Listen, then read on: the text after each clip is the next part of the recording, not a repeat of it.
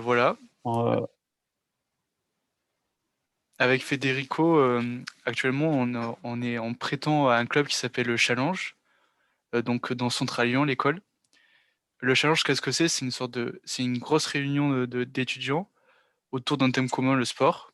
Donc, il y a une compétition au sein de l'école même, dans, une- dans, une- un- dans beaucoup de sports différents, qui va de la natation jusque dans des sports d'équipe comme le rugby. Et cette année, malheureusement, à cause du contexte sanitaire, euh, le challenge se fera uniquement virtuellement. Donc, mhm. c'est devenu de l'e-sport. Et donc, dans le cadre des prétendances, puisque on veut candidater pour être les futurs représentants du challenge l'année prochaine, on nous a assigné une mission, c'était de faire une vidéo de vulgarisation du handisport, du handi e-sport, excusez-moi. Et donc, voilà, en interview des spécialistes du domaine, Federico et moi-même, à propos de ce sujet-là. Ok, ok, très bien, ouais, c'est intéressant. Exactement, ouais. Alors, bon, je me présente, moi je suis Federico. On vous remercie d'être ici avec nous, ces quelques minutes de votre après-midi. Mhm. L'idée, c'est de vous poser quelques questions qu'on a préparées sur qui êtes-vous, comment vous êtes arrivé au handisport et d'autres questions que ça cherche, nous pensions, à sensibiliser un petit peu les personnes sur le sujet du handisport. Et l'idée, c'est après de faire une petite vidéo, comme Simon a dit, pour présenter pendant les différents matchs du challenge à tous les participants et à tous les étudiants de l'école pour sensibiliser sur ce sujet. Alors, D'accord. OK, l'idée, c'est de commencer en vous posant quelques petites questions et que vous pouvez nous raconter un petit peu ce que vous faites, comment vous avez développé votre profession là, dans ce domaine. Très bien. Alors, bon, je pense qu'une bonne question pour commencer avec Attends, l'entretien, c'est... juste, Ouais, Federico, je me permets de ouais, bien sûr. t'interrompre. Étant donné qu'on va faire une vidéo assez condensée, on va pas faire apparaître nos visages et on va pas parler en fait. Donc, si vous pouviez juste, avant de commencer à répondre, rappeler brièvement la question pour donner le cadre D'accord. aux spectateurs de la question. Et voilà, et on coupera nos micros pendant que vous répondiez pour vraiment pour laisser l'attention des spectateurs sur vous. Voilà, je t'en prie, Federico, tu D'accord. peux commencer. Très bien. Ouais, bon, tout d'abord, est-ce que vous avez quelques questions? On commence sinon. Non, non, non, non, bah pour moi c'est bon, on peut commencer, il n'y a pas de problème. OK, parfait. Bon, la première question, alors, c'était une petite présentation de vous, qui vous êtes. Ok, donc je m'appelle David Combarieux, j'ai 48 ans et j'ai fondé le projet Handy Gamer il y a un peu plus de 3 ans maintenant avec mon beau-fils qui s'appelle Théo, qui est lui-même tétraplégique suite à un accident.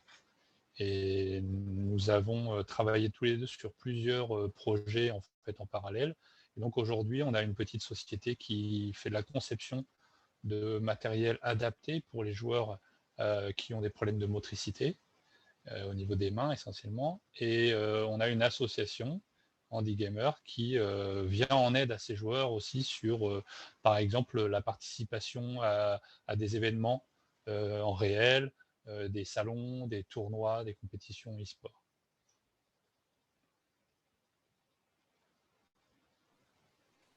Parfait. D'accord. Bon, je continue avec la prochaine question, sinon laisse-moi la J'ai fait poser à court, hein, moi. mais s'il y a Ouais, des non, choses à rajouter, vous Non, me le dites. c'était très bien, c'est non, succinct, ouais, parfait. c'est parfait. En fait, si vous voulez vous expliquer un petit peu plus, vous voulez raconter, pas de problème. Après, nous, on ferait l'édition, mais avec ça, c'est parfait. C'est ça ce qu'on veut. Alors, la prochaine question, c'est quel est votre jeu compétitif préféré? Mon jeu compétitif préféré à moi, c'est difficile. Moi, je suis quand même un gamer de la génération des années 80. Donc, je joue pas énormément, en fait. Je suis pas mal occupé finalement. Mais c'est vrai que ce qui me plaît beaucoup finalement, c'est les simulateurs. Donc, des jeux comme Forza Motorsport, Forza Horizon. Euh, Prochainement, j'aimerais bien essayer Flight Simulator, simulateur de Microsoft. Voilà, c'est vraiment les choses qui me plaisent beaucoup et sur lesquelles je peux passer du temps. Mais je ne suis pas à un niveau compétitif du tout.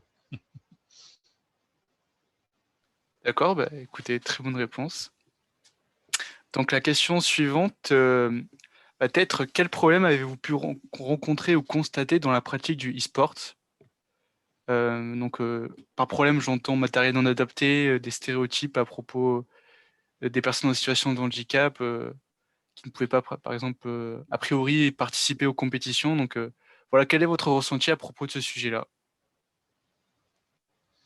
Alors, les obstacles qu'on a pu voir par rapport à la pratique de l'e-sport pour des personnes en situation de handicap, en fait, il y a plusieurs niveaux. Effectivement, il y a le problème du matériel, donc l'accessibilité des jeux, l'accessibilité des consoles et des PC gaming en général, parce qu'en fait, on parle de personnes qui ont des difficultés à utiliser une manette standard. Donc c'est vrai que les joueurs PC ont un petit peu plus de solutions puisqu'il existe une multitude de souris, de claviers. On peut arriver à se débrouiller sur PC. Sur console, c'est très difficile. Il existe vraiment très peu de choses. Donc ça, c'est un des premiers obstacles sur lesquels on a travaillé dès le début. Et effectivement, pour pratiquer l'e-sport sur des événements réels, donc pouvoir participer à des compétitions comme la Paris Games Week ou Gamer Assembly à Poitiers, il y a aussi des problèmes logistiques, donc des personnes en fauteuil roulant électrique, des personnes qui ont besoin d'accompagnants.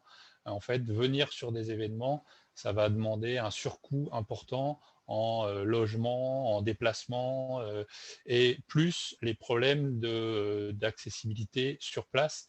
Est-ce que le lieu va être suffisamment aménagé pour les personnes à mobilité réduite? Est-ce qu'on va accueillir correctement les, les personnes malvoyants, malentendants? Voilà, tous ces problèmes-là, ça fait autant de problèmes individuels à traiter et c'est un gros travail pour les organisateurs.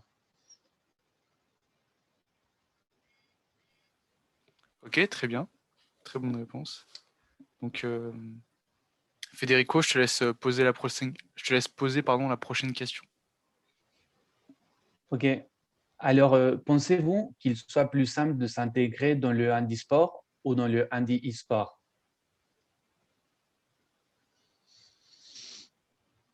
Alors, s'intégrer dans le handisport ou dans le handi e-sport, c'est vraiment deux choses différentes. En fait, ce qui se passe avec le handi e-sport, je ne sais même pas si le terme existe réellement, mais bon, au moins on voit de quoi on parle.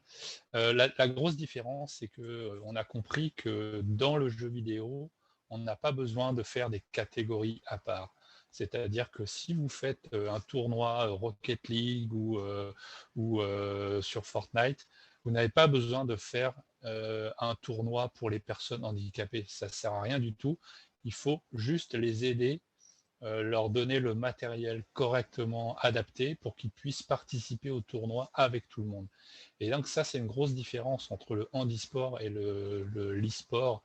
C'est qu'au handisport, évidemment, que si on prend l'exemple du football, on a le football valide, on a le football, le foot fauteuil, on a le cécifoot pour les malvoyants. Évidemment qu'on est obligé de faire des catégories différentes puisque les personnes ne peuvent pas évoluer sur le même terrain de la même façon. Et ça, c'est complètement balayé, complètement faux dans le jeu vidéo. On peut adapter les jeux et le matériel pour que tout le monde joue ensemble. Et en fait, je termine là-dessus, c'est que c'est quelque chose qu'on a découvert, mais qui existe depuis toujours, puisqu'en fait, on s'est rendu compte que beaucoup de gens en situation de handicap, par exemple, jouent en ligne, mais ne parlent pas de leur handicap, ne disent pas comment ils jouent, avec quel matériel, et ils étaient un petit peu cachés par le personnage, voilà, ils sont derrière leur écran, chez eux, ils jouent en ligne. Et aujourd'hui, on a quelques joueurs qui ont décidé de se montrer pour sensibiliser les autres, donc montrer comment ils jouent, quelles sont leurs difficultés, etc. Donc ça, c'est quelque chose qui est en train de changer. Mais en fait, depuis toujours, les personnes handicapées s'incluent elles-mêmes et font partie de l'e-sport. Donc c'est ça qu'il faut continuer et c'est pour ça qu'il faut leur permettre d'accéder, pour ceux qui sont performants, d'accéder à la compétition, donc aller jusqu'à l'e-sport professionnel pour des personnes, quel que soit leur handicap. Tout ce qui compte, c'est la performance. Si on fait un top 1 sur Fortnite, ça veut dire qu'on a un bon niveau et quelle que soit sa situation personnelle, il faut qu'on soit traité à égalité avec les autres. Très intéressante votre réponse, merci. Là, je fais une petite question. Est-ce que vous pensez que les matériaux aujourd'hui sont 100% adaptés déjà pour les personnes avec handicap, ou il y a encore des développements technologiques pour que les compétitions soient 100% justes entre les personnes valides et les personnes avec handicap? Alors, est-ce que le matériel aujourd'hui est parfaitement adapté donc sur les compétitions e-sport? Bien sûr que non, on est encore au début de ce travail, puisque on se rend bien compte qu'il y a un problème qui est propre au handicap, c'est qu'on a besoin de faire des solutions sur mesure. En fait, le handicap, il n'y a pas une manette miracle qu'on peut donner à tous les joueurs qui ont un handicap, ça n'existe pas. Et donc, en fait, chaque personne va avoir besoin d'une adaptation différente qui lui sera propre. Et donc, c'est là-dessus qu'il faut continuer à travailler, qu'en fait, l'industrie du jeu vidéo participe à cet effort-là pour pouvoir fournir à des gens des manettes, soit des manettes un peu modifiées, des fois, c'est pas grand-chose, hein, c'est des boutons qu'on va déplacer, soit carrément du matériel qui est vraiment fait sur mesure, donc des boîtiers de jeu complets avec des accessoires supplémentaires qui permettent de jouer avec la bouche, avec les pieds, avec les poings pour les personnes paralysées des doigts. Voilà, donc tout ça, c'est des options sur lesquelles nous, on travaille et qu'on essaye de proposer un éventail de solutions. Et ça, dans l'e-sport, le travail est encore à faire parce que en fait, dès qu'on aborde des compétitions avec des cash prizes, on sait très bien ce qui va se passer. Comme dans le handisport, les joueurs vont regarder le matériel utilisé par les personnes qui ont un matériel adapté. Et donc, forcément, ils vont poser la question de la triche. Est-ce que ce matériel ne l'avantage pas finalement sur les autres joueurs? Et donc là-dessus, il va falloir homologuer du matériel pour qu'il soit autorisé dans les compétitions e-sport. Comme aujourd'hui, on peut venir sur une compétition sur du Street Fighter, on peut venir avec un stick arcade au lieu d'une manette, par exemple. Il y a des joueurs qui viennent, ils arrivent, ils ont leur stick arcade, donc ça va être un stick Nakon ou d'une autre marque, je ne sais pas. Et en fait, il faut arriver à le même comportement. Donc, j'ai un handicap, je viens avec mon stick, qui n'est pas un stick standard du marché, qui a été adapté pour moi, mais il est reconnu compatible avec la compétition. Et ça, on n'a pas fini là-dessus encore. D'accord, donc vous voulez dire que les organisateurs de grands tournois de jeux vidéo sont plutôt réticents vis-à-vis de l'importation de manettes homemade, en quelque sorte. Alors, je ne Qui... dirais pas que les organisateurs sont réticents sur les manettes adaptées. C'est juste que pour l'instant, ils n'ont pas été beaucoup confrontés. Il n'y a pas beaucoup de joueurs qui arrivent à des niveaux professionnels avec un handicap visible important. Mais ça va venir. Ça va venir, donc la question, elle va se poser. Maintenant, non, les organisateurs sont plutôt accueillants et font les efforts nécessaires pour accueillir tous les joueurs. Ça, on a pu le constater. Mais je pense que sur des grands tournois, ce genre de questions va devenir assez importante à l'avenir.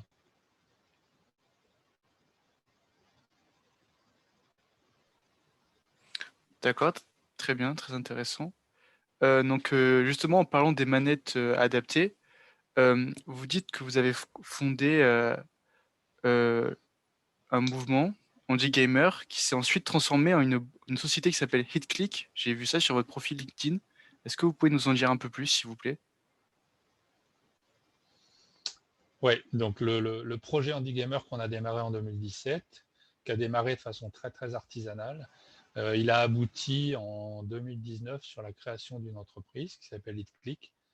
Pourquoi on a créé une entreprise? Parce qu'en fait, on s'est rendu compte qu'il y avait des solutions qu'on pouvait industrialiser. L'objectif, c'est aussi d'arriver à faire baisser les prix pour pas que ce matériel soit inaccessible au niveau financier. Donc, on veut faire des vrais produits. On veut proposer des solutions industrielles avec un SAV, avec des garanties de fonctionnement, des choses qui soient testées, validées, donc des produits de qualité, c'est ça notre objectif. Ça n'empêche pas les gens de faire des adaptations familiales, de bricoler. Aujourd'hui, on peut faire beaucoup de choses quand on s'y connaît un petit peu en électronique. On peut se faire un stick arcade fait maison, on peut faire plein de choses. Mais il y a des gens qui ne savent pas le faire. Et donc, nous, ce qu'on voudrait, c'est leur proposer des solutions adaptées, configurables, mais de qualité, donc fabriquées selon les règles d'une manette, industrielle. Voilà pourquoi on a fait ça. Et à côté de ça, on a fait l'association qui a toujours un rôle évidemment important, où on mène par exemple des projets avec Boulanger qui nous soutient.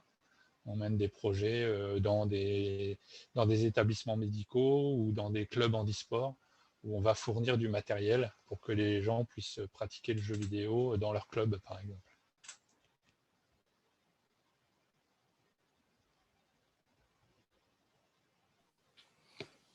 Ok, merci. Bon, si tu me laisses, moi, je continue, moi. Vas-y, je t'en prie. Ben, ok. Qu'est-ce que ça représente le handisport et le e-sport dans votre vie?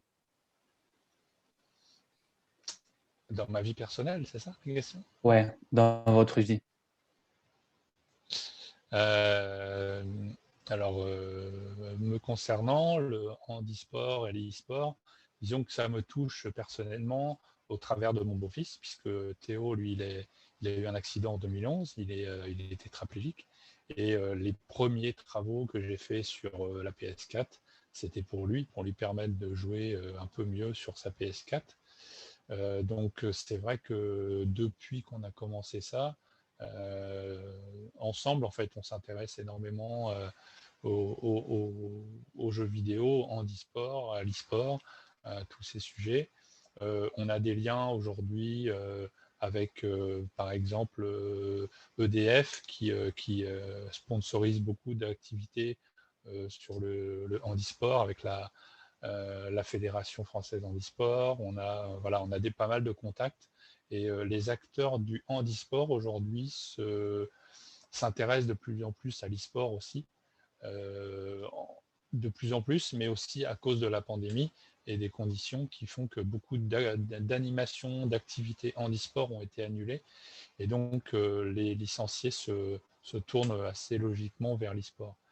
Donc, on a des liens avec le monde du handisport en général. Et il faut savoir aussi que donc, Théo a également créé une équipe e-sport composée de joueurs en situation de handicap et aussi de joueurs valides sur certains jeux. Et son objectif est d'aider ces joueurs justement à progresser, à s'entraîner et jusqu'à devenir des joueurs pros, pourquoi pas à l'avenir.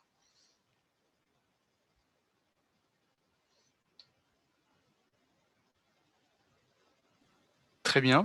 Ok. Est-ce que vous pourriez nous montrer une manette que vous concevez avec votre équipe? Si vous si vous en avez Ouais, une à disposition, ça ouais, m'intéresse j'en ai. beaucoup, notamment pour les personnes tétraplégiques. Je me demande par quelle prouesse vous avez réussi à Vous concevoir une montrer manette. deux, je vais Allez, je vous vous en prie. montrer deux exemples. Je pourrais vous envoyer des photos après si vous voulez, hein. Oui, bien sûr. Donc ça, c'est un boîtier complet PS4. Donc vous voyez, il y a toutes les commandes de la PS4, les boutons de jeu, les gâchettes, les flèches de direction et les deux sticks, joystick gauche, joystick droit. Donc ça marche en USB, ça marche sur PS4, PS3, Switch, PC. Et en fait, ça permet de jouer clairement les personnes tétraplégiques, donc des gens qui vont avoir les doigts paralysés, mais qui vont pouvoir utiliser les poings. Donc ça va être assez simple. Il faut une bonne précision quand même pour gérer les petits joysticks, mais c'est des joysticks analogiques comme les manettes, donc ils sont très précis. Et puis ces boutons sont assez faciles à cliquer. Je peux cliquer avec n'importe quelle partie du bras, du corps. Donc ça, c'est un boîtier intégré. En fait, ce qu'on fait, c'est qu'on propose de placer chacun des éléments où c'est le plus adapté pour le joueur. Donc en fait, un joueur là va demander les joysticks ici, mais un autre joueur va nous demander plutôt les joysticks sur les coins ou les joysticks plutôt en haut et avoir les boutons devant. Ça va dépendre du handicap de chacun. C'est ça qui est intéressant, c'est de pouvoir configurer ce type de boîtier pour chacun. Et un autre exemple que je vais vous montrer. Donc ça, c'est un joystick USB qui va fonctionner sur le système Xbox Adaptive Controller. Donc en fait, vous avez un joystick analogique, d'accord, donc il va pouvoir également être sensible à 360 degrés. Et en fait, dessus, on a rajouté 2 clics. On a rajouté 2 clics ici intégrés. Et donc, par exemple, une personne tétraplégique qui va avoir un peu des difficultés à changer de position son bras, en fait, il va pouvoir laisser sa main dessus et avec un petit geste du poignet, il va pouvoir cliquer sur les boutons droite et gauche. Et du coup, on peut affecter les 2 boutons à des fonctions en fonction du jeu.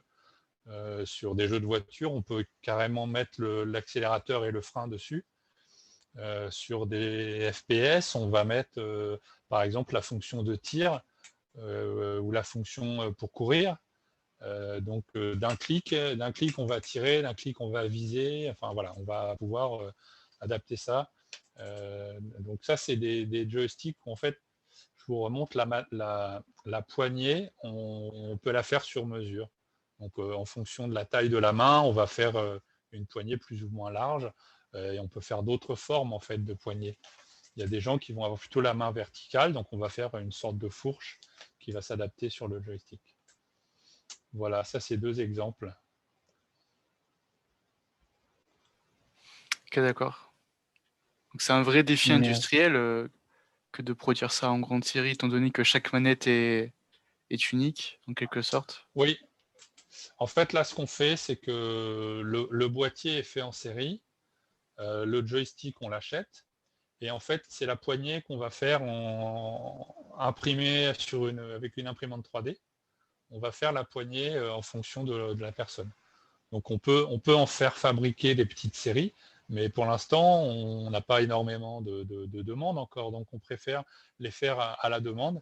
Et donc, selon que la personne va nous demander un clic ou 2 clics, ou pas de clic parce que finalement, il n'en a pas besoin, on va lui faire sa poignée à la bonne dimension et avec les fonctions qu'il aura choisies. Donc c'est un mélange entre l'industriel et le sur-mesure. ok. Bon, alors, pour finir, on vous pose les 2 dernières questions, je pense. Que direz-vous aux personnes qui maintenant sont intéressées en e-sport, mais qui ne savent pas exactement comment rentrer dans les jeux et pour pouvoir vraiment faire compétence? Alors, pour une personne qui voudrait vraiment pratiquer l'e-sport et qui n'a pas les connaissances, je pense que, alors, en fonction de son handicap, il faut évidemment regarder les solutions existantes pour voir s'il y a besoin d'améliorer sa manière de jouer pour être plus confortable pour jouer. Quand on veut vraiment faire de l'e-sport, c'est vrai qu'il faut être capable de jouer quand même plusieurs heures d'affilée sans avoir de fatigue, etc. Donc il faut faire attention à l'ergonomie du matériel qu'on utilise, c'est important. Et après, de toute façon, la marche normale de l'e-sport, c'est toujours de commencer soit chez soi, entre amis, en amateur. Aujourd'hui, on peut jouer facilement en ligne. Et donc, de s'entraîner, de faire monter son niveau petit à petit. Parce qu'en fait, quand on veut faire de l'e-sport au sens de la compétition, c'est comme dans un sport normal. Quand on débute au foot, on n'est pas sélectionné dans un club en Ligue 1. D'accord ? Donc, il faut de toute façon passer par les mêmes étapes, c'est-à-dire s'entraîner. Je pense que si vraiment on veut faire de la compétition, il faut se concentrer sur un jeu. Il y a des gens qui jouent à plein de jeux chez eux qui ne feront jamais d'e-sport compétitif. Quand on veut faire de la compète, il faut vraiment déterminer sur quel jeu on veut progresser. Ça, c'est important. Et puis respecter, bon ça c'est un peu bateau, mais respecter aussi sa santé. Donc ça veut dire faire attention au nombre d'heures passées sur le jeu. Pour les petits, respecter les âges, les codifications PEGI pour l'âge limite du jeu, c'est important. Donc les parents doivent quand même encadrer les enfants qui veulent se lancer sur l'e-sport. Et puis voilà, quand il y a un besoin d'adaptation suite à un handicap, faut pas hésiter à nous contacter, puisque nous, on a des solutions et aussi on a des contacts. Il y a des choses que nous, on ne fait pas, mais par exemple, la solution de Xbox avec le kit de contacteurs de Logitech qui est compatible. Voilà, en général, on va aiguiller les gens vers ces premières solutions qui permettent de faire des essais, de configurer un setup complet. Et puis après, on peut aider s'il y a besoin. Hein.